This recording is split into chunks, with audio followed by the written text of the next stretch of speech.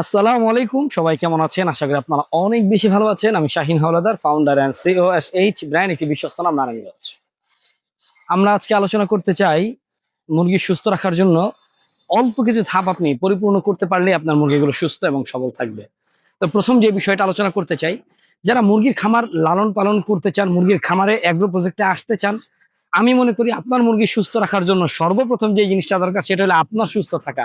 এখন আপনি কিভাবে সুস্থ থাকবেন? আপনি সুস্থ থাকবেন এই কিছু কার্যক্রম বলতে, আপনি যখন একটা মুরগির খামার তৈরি করবেন আপনার উচিত সেই সম্পর্কে জানা, বোঝা, ঔষধ সম্পর্কে জানা, মুরগির রোগ বিরোগ সম্পর্কে আপনার প্রাথমিক যে ট্রিটমেন্ট গুলা দিতে হয় সেই সম্পর্কে আপনি জানতে পারলে আপনার মুরগিগুলো অনেকটা সুস্থ থাকবে বলে আমি বিশ্বাস করি এবং মনে করি।